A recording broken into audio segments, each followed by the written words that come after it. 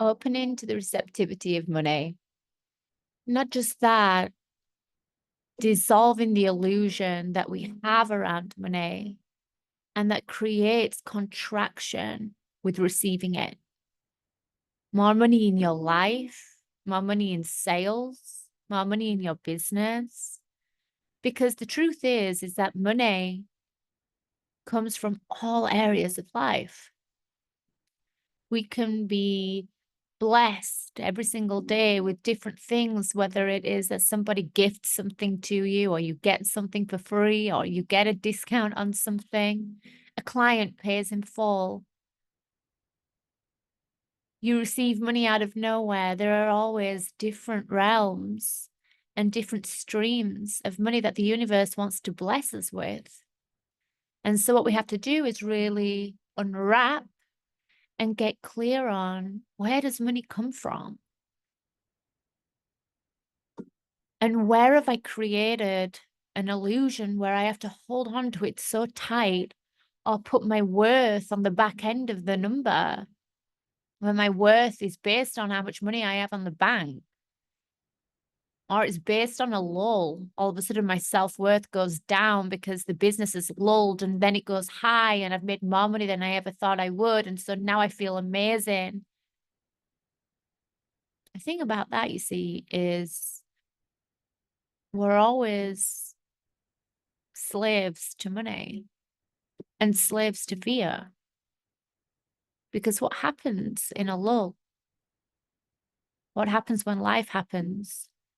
Or things don't look in the way in which you thought it would, and so you make it mean that it's not on its way, when really it was always on its way. You were always 3 feet away from gold, you just forgot. And then we create this discord with what was already on its way, and we begin to contract, and so we stop its flow. And so this session is really about clarity around money and opening to the receptivity of wealth, because money and wealth are not connected, you see. Many think that money and wealth are connected, but they're not.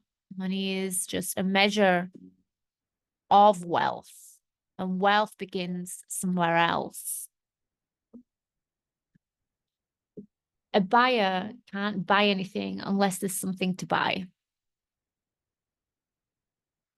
And we can't learn or grow or know anything unless there's something to know. We're always exchanging.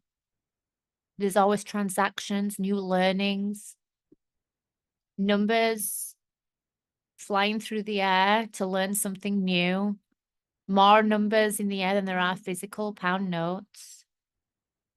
The earth is very much transactional. You go outside and you breathe in the air, there's transaction.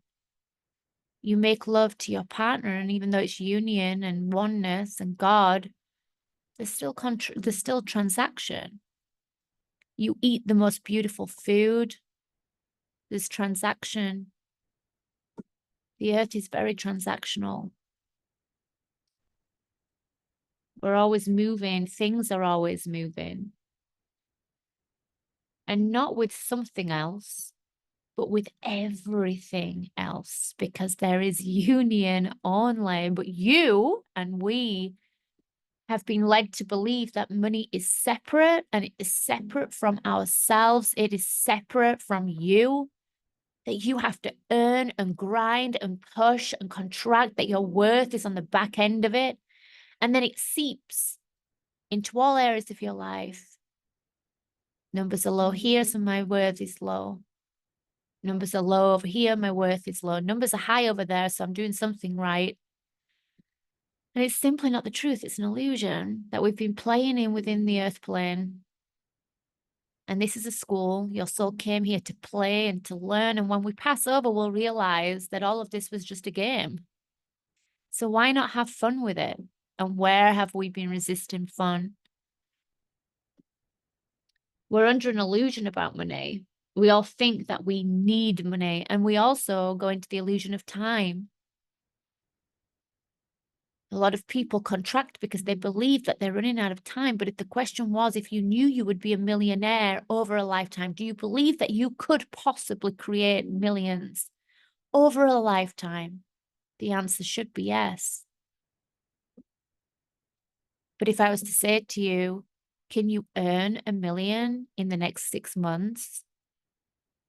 And all of a sudden you feel contraction because you're going to the how and what am I going to do to get there? And I don't know whether I can do that. And I don't know whether I'm good enough. And we all these sorrows, then we know that it's time that is the contraction piece. But actually there is no such thing as time. Time was created by man to navigate life, months, weeks. Money doesn't play in time. Doesn't play in time. So we play in these illusions of I need money. I'm running out of time. And there's reality to that because we look around us and we see that to live, we need to buy. And it can bring out the survival instinct. But many have been playing in the illusion of need for all of their life and neglecting the actual essence of wealth and of life and of sales and of money. Forgetting that the energy of need is a contracted energy. It's a forced and fear-based energy. I need to pay my bills. I need to pay this mentor. I need to pay this thing. Survival, survival, survival. But need, again, is contraction. It's a forced. It has a limit. It runs out. Once that need is met, there's no overflow from that. The universe doesn't respond to that. Or it does, but yet to create wealth, which is not money, because money is not wealth. Money is the measure of wealth, and wealth begins somewhere else. Wealth is not created from the energy of need, nor of scarcity, because the energy of need runs out. What happens once that need's met? And so a lot of people walk through life not playing with overflow, and the needs are met. The bills have been paid. But then there's not enough to actually play with what potentially money could create. And there's this disconnect. The universe doesn't respond to need, not in an overflowing way, in a free way, in an abundant energy kind of way, because it has a cap on its frequency. And that isn't wealth. Wealth responds to overflow of energy and the understanding of life, and that all of this is just a game. So why don't we have fun and set ourselves free? That receiving and releasing money, when we actually go into that frequency of receiving and releasing money, and that it's to be enjoyed. Where did it come from? Where it's like, I have to pay this thing. And I don't like it when people sell.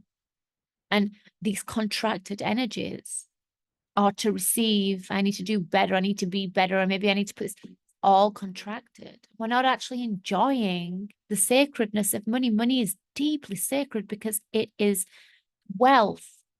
And wealth is the measure of overflow and freedom and an open body. I believe from what I've seen in my own world and my clients' worlds, my mentors' worlds, is that the moment we stop pedestaling money and we learn to enjoy life even without money, is where wealth actually starts to build, because we set ourselves free. We stop pedestaling it and chasing it, because that is a contracted, closed down, dormant body and energy. And quantum leaps, those moments in time where time doesn't make sense because something's come in and you don't know where it came from, but actually you were the magic all along. It's a compounded energy and frequency that builds up. But quantum leaps are created by one person releasing the constricted frequency around money and begin to enjoy it.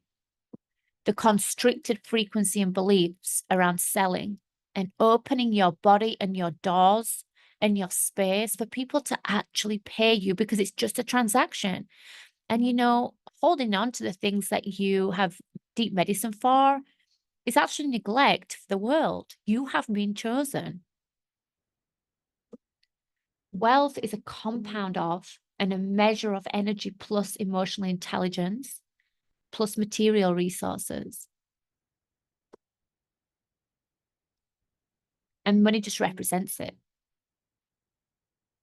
Wealth is a compound and a measure of energy plus emotional intelligence plus material resources. And your money is just representing that. It's just a game. This life is a game. You're a soul and a spirit before you are a human, but you forget.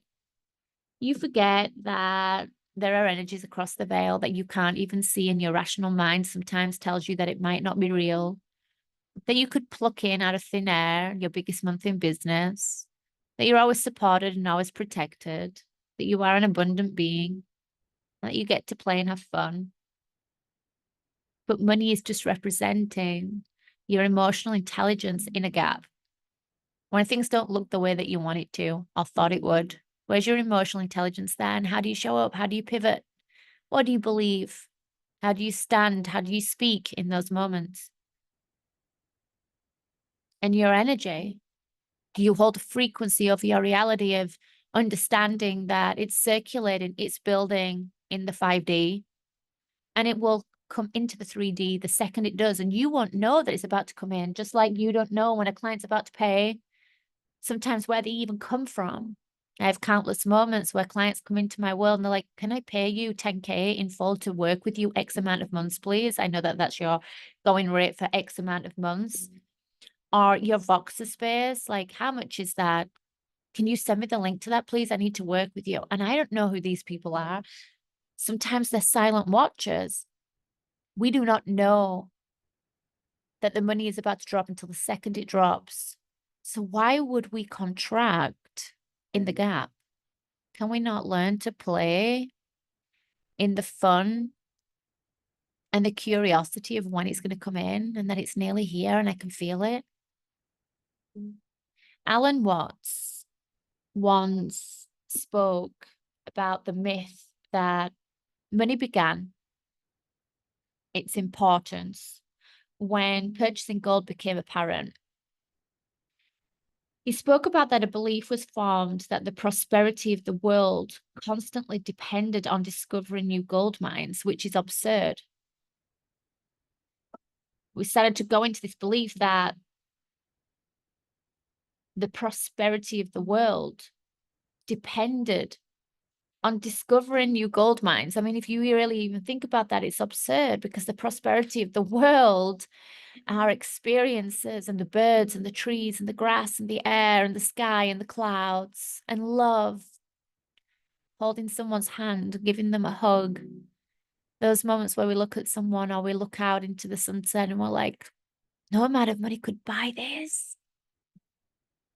This is one of the energies of wealth. And it's absurd to believe that the prosperity of the world and the earth depends on discovering that new gold mines. So he also spoke about that when a banker pays for gold, he actually exchanges book entries. To buy gold, the banker exchanges book entries. And so a myth was formed, which is that money is real.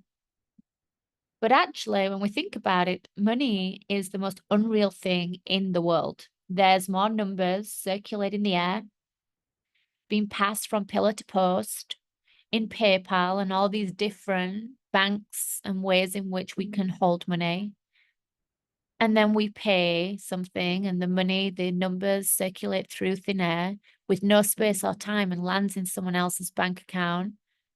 It didn't have time or space to get there. It was just in the click of a second, I've paid you. And there's more of those circulating the air right now, and now, and now, and now, and now, from one person to another person, to another person, to another person, to one business, to another business.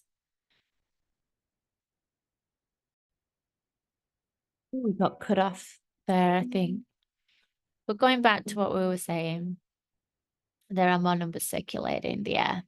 Then there are physical pound notes, the numbers circulated by material and experiences. But some of these numbers outweigh the actual physical dollars on the planet. Asking where money comes from is like asking where centimeters and inches comes from. So we can come to the agreement that money is an illusion and that wealth is created by the energy of the beholder. Money is just a measure of who you are and how you feel and the frequency that you're emitting, your emotional intelligence, the way you open yourself to sell, no matter what. I'm worthy of receiving. I'm abundant. And I love money. It's so sacred to me. I love investing. I love releasing. I love purchasing those flowers at the local flower market or the florist. I love eating the most beautiful food. I love releasing my money. I love receiving beautiful experiences in exchange. I love living my life. Money is sacred. Money is spirit. And we forget. We forget.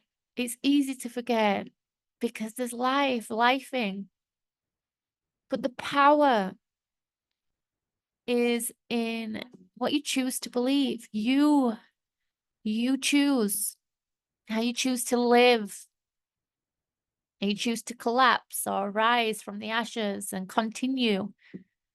And that wealth, it is created through our ability to stop pedestaling money and instead releasing our value based on how much we have.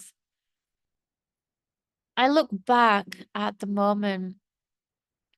I remember I was with my children. I was downstairs and I had PayPal after PayPal. It was the first time this had happened in the business. Just links being paid. 777, 5555, 10,000, 200, 22. Just overflow, people asking for links. And I remember crying at the table with my children in just deep gratitude. But it wasn't just because I was seeing the manifestation come into play. It was because of who I was before that. I had to go down the timeline of having nothing and coming to terms with I'll always be okay. And I'm going to live my life and I'm going to show up and I'm going to devote and I'm going to open my body to receive and I'm going to play in the realm of sales because honestly, it's just a transaction and I'm going to sell my things and have fun. I'm going to stop worrying about numbers and who I am based on it. I am Tiffany fucking Skirrow. I am powerful. I have medicine to share. And I know it's coming. I know it's coming. And I realized at that moment, when everything changed in my world, and we went from 20 to 65K to then 80 something K to then 120K, and it made no sense, but at the same time, it did. Because prior to that, for a little while, I was hustling and doing the things, and my frequency was off somewhat. And so receiving money felt harder. Felt like feast and famine. But the moment I was like, fuck this, I don't want to live like this anymore. There's wealth all around me, my children and the air and the birds and the experiences and my laughter and my pleasure. And when I buy those flowers or I paint a picture or I'm just in a moment watching my children, that's wealth. When I'm sharing my psyche and people are listening, one person, 20 people, 50 people, 100 people, it's building, it's creating, I'm abundant, it's growing, it's compounding. I'm aligning, I'm aligning, I'm aligning. We've got to stop pedestaling money to begin with because money is just a measure of wealth. And people think that once they have a certain number in the bank, they can then have fun. They can then be seen as worthy. People then pay them more and do things that they enjoy. And it's ludicrous if we really think about it. They base their whole worth upon numbers. Many people live their life this way. And then when the numbers come in, they're worthy, but then it's the next number and the next number. We're in this game of chasing constantly, never fulfilled. Yet by making love to your partner, finding beauty in your life, buying the flowers, picking the most beautiful petals for your bath, laughter, playing with your children, excitement in creating, knowing that it's building, that the money is coming, the clients are listening, everything is unfolding. How exciting being in the unknown. In those moments when we choose them, we begin to feel bad for it, yet that's wealth. We begin to feel bad when we have a stopping moment just to enjoy life, but that's wealth. That's where creation opens. That's where the ideas come in. And we have to release the binds and the ties around money to create wealth, to start speaking into our existence that we are here on purpose, that you are here on purpose, that you expect avalanches of abundance today, right now, in lots of different forms in your life as you live it and also receiving it. The way you gift wealth through your words and your psyche and your thoughts and your art, that you open to miracles today, that it's all working out for you, that it's building and compounding in the ethos, and you'll know about it the second it drops, and you trust, you have deep faith, and that you create your life and the world that you live in, that you're an unstoppable force and that you're powerful, you're a woman of creation, you are soul, you are energy. You hold the ability to not only manipulate energy, but heal, transcend, alchemize energy, multiply energy. And it's when you're free, it's when you're pivoting, it's when you're enjoying life, when you're standing and saying, I'm worthy. And it's building and it's building and it's building. And all of a sudden, the money drops in. But you realize when you look back, it was your energy, it was your unstoppable force, it was your open body, it was your belief in yourself. When you release and invest in money and you're like, I want to pay this mentor because I know it's part of my expansion. I believe in me. I love paying them. You know, whenever I pay my mentors, I leave love notes. I love it. And I've been doing this even when it felt much harder to invest, when I didn't have as much as I do now. And I love it when my clients do that too. When I buy flowers, I'll smell the flowers and I'll thank them. Like, thank you, universe, for gifting me the abundance to buy these. Thank you, flowers. And I'll speak to them. I look all around me and there's abundance. Money's just a part of that. It's just a part of that. You create your life and the world that you live in, and it compounds over time. That you are an unstoppable force and that you're powerful. That your emotional intelligence is required and fun in life in every season. Not just the elated seasons when the containers sold out or the money's come in or everything's paid for and it just feels good. And you're in overflow and, oh my gosh, I have more money than I know what to do with. But in the moments when you're building, you're compounding, remember the story of the man that was 3 feet away from gold. And he'd been gold mining and finding these strands and threads of gold and became wealthy, bought machinery, brought family members in to help. And then one day he lost the strain of gold. And he convinced himself that it had all gone and dried up. It was done. And so he sold all of his tools to a man that was in poverty. And the man in poverty bought it. And that's very significant. That man in poverty had a rich mind. He knew that there was a chance and hope and faith. You know, they talk about in the Bible, and you do not have to be religious to sometimes play in the abundance of the messages in the Bible. You know, I'm not religious in the slightest, but I do hold Christ consciousness and Jesus and Magdalene. And in the Bible, it speaks about the richest person in the temple gave the last penny they had. It wasn't the people that poured all of the gold and the jewels into the bag because they had overflow. It was the person who put the last penny in that was the richest, because their worth wasn't based on the back end of it. And so when this man bought these tools, he started digging on the same piece of land that the man before had given up on and made the decision that it had all dried up. And 3 feet away, he hit the biggest gold thread and became, in that time, multi-millionaire. And many people are 3 feet away from gold and energetically give up or physically give up or begin to lull energetically. There is a very big significance in these stories. You create your life in the world that you live in. You are an unstoppable force and you're being provided for all of the time.